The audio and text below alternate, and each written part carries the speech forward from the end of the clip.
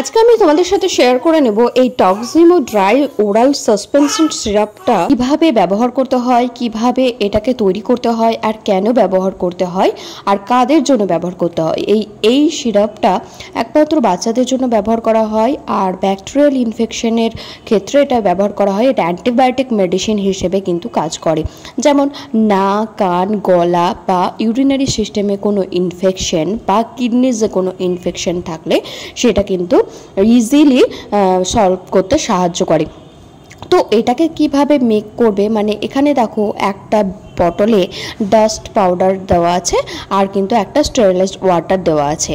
তো এই ওয়াটারটা এই ডাস্ট পাউডারের মধ্যে অল্প অল্প করে মিশিয়ে কিন্তু ঝাঁকাতে থাকতে হবে, কারণ এটা মিশতে একটু সময় লাগে আর ভালো মতো মিশে যায় না। যদি তোমরা সম্পূর্ণটা একসাথে ঢেলে ফেলো, মনে করো মিশে যাবে, তা কিন্তু কখনোই করবে না।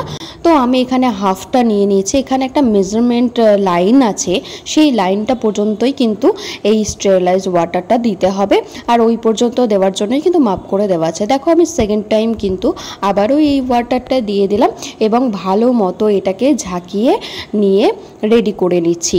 আর এত সুন্দরভাবেই ঝাঁকাবে যাতে কিনা ভালো মতো কিন্তু মিশে যায়, আর এটা একটু ঠিক টাইপের হয় মেডিসিনটা।